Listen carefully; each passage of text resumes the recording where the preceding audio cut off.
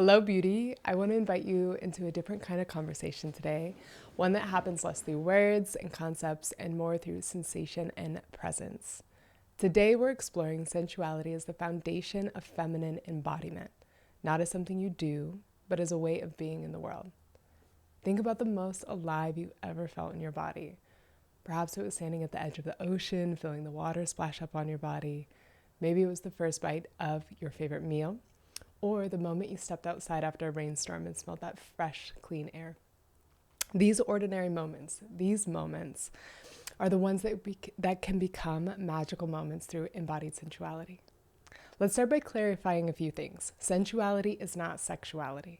And although they've often been confused, sensuality is your capacity to experience life through your senses: touch, taste, smell, sound, and sight. It's your ability to be touched by life, to be moved by beauty, and to savor more moments. And this capacity lives in your body, not in your mind. You can't think your way into sensuality. It's something that you must feel your way into.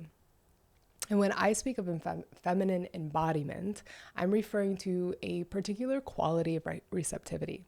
The feminine principle is fundamentally receptive, open to being touched, moved, and changed by life. This is one of the gifts of the feminine. Now, here's what's fascinating.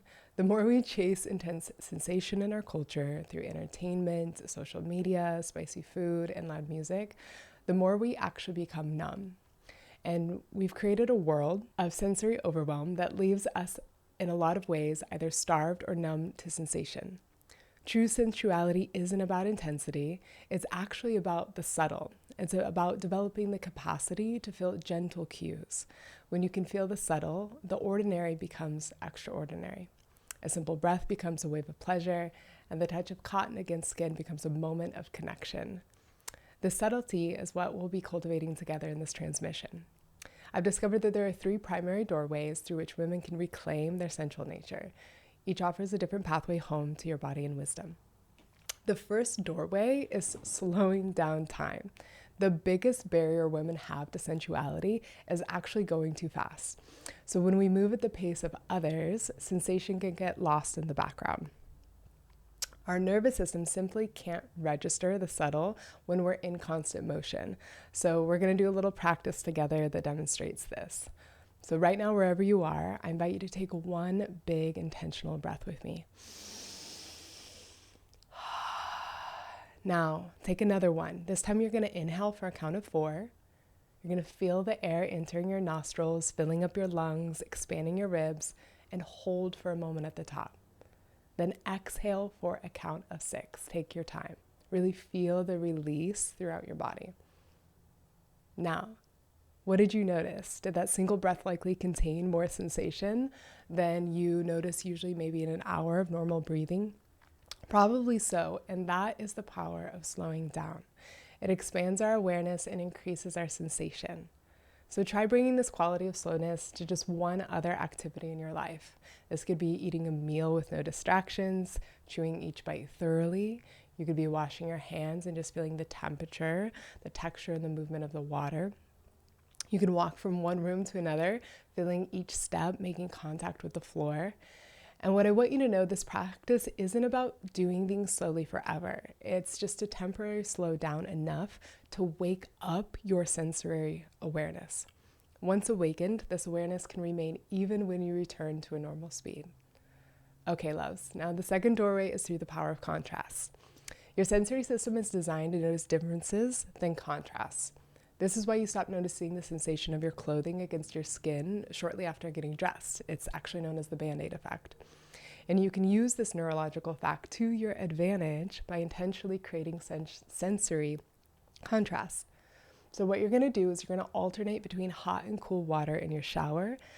You can also move between like silence and sound during your day, or play with different textures against your skin: rough, smooth, soft, firm. And then for the sense of taste, you can taste something sweet and then something salty. So for the eyes, once again, just for another example, you can also look at something very close, then shift your gaze to the farthest point you can see. Each of these contrasts is creating a moment of heightened awareness that can awaken your senses more over time. So right now with me, try running your fingers across your arm very lightly and then give it some pressure. Then light again. Notice how each transition makes you more aware of the sensation. That is what we're going for. This practice of contrast can be applied to any sense in any context. It's particularly powerful for reawakening areas of your body that have become numb to sensation. So feel free to play with those spaces as well. Okay, now for the third doorway, conscious pleasure. Pleasure is not a luxury or an indulgence. It's actually a biological necessity for the feminine body. Your nervous system requires regular experiences of pleasure to function optimally. Yet, many women have complicated relationships with pleasure, myself included, for much of my life. So, many of us have been conditioned to believe it must be earned, justified, or controlled. This conditioning creates subtle tension in the body that actually blocks our capacity to experience pleasure fully. The practice of conscious pleasure involves giving yourself permission to feel good in a body without needing to earn or justify it. So what's really cool is you can just start with pleasures that are simple and non-controversial, like the warmth of sunlight on your skin in the morning, or the comfort of a supportive chair, the relief of taking off a pair of uncomfortable shoes, or even the satisfaction of the tension that's released from a stretch. As you practice allowing these simple pleasures, notice any tendency that you might have to cut them short or dismiss them. See if you can luxuriate them and enjoy them more so that you're creating these micro moments of pleasure throughout your day. And then once you feel more comfortable with those practices, you can play with adorning your body in ways that feel good to you. I personally love wearing clothing that breathes and moves with me. You can add things to your home that delight your senses. This could be salt lamps, candles, or flowers. And then moving your body in ways that simply feel good to you. Also making sounds like and releasing your exhales with an HA, ha. All of these are ways to reconnect you back to your senses. So remember, pleasure in the feminine body is not about getting to a different location. It's not about changing what's happening. It's actually about being fully present with whatever is already there. So now I want you to leave with 5 simple practices that you can weave into your everyday life. The first one is the sensual minute. So this one's really fun. You can just set a timer for 1 minute and fully immerse yourself in one sense. Perhaps for this moment, you're entirely focusing on the sound for a minute or on the sensation of your body in that space. So this brief practice done regularly builds your capacity for sensory presence. And then there's the pleasure bookends. This one's one of my favorites. So at the beginning and at the end of each day, you're going to weave in a mindful moment of pleasure. Perhaps the feel of your sheets against your skin in the morning, or before you go to bed, you can give yourself a little foot rub. You can also play with sensory or sensual reframes. So this is just choosing one mundane activity and intentionally experiencing it through your senses rather than your thinking mind. The easiest way to do this is washing dishes. It can become an exploration of temperature and texture and movement. Also, folding laundry is a great example of this. You can appreciate the color, the scent, and the form. And then another sensory activity to awaken this for yourself is known as beauty hunting. This is one of my favorites. Spend 5 minutes each day actively seeking beauty through your senses. This might be visual beauty, but this could also be beautiful sounds, textures, movements, or scents. And last but not least, body dialogue. Place your hands on different parts of your body throughout the day, asking internally, what do you need right now?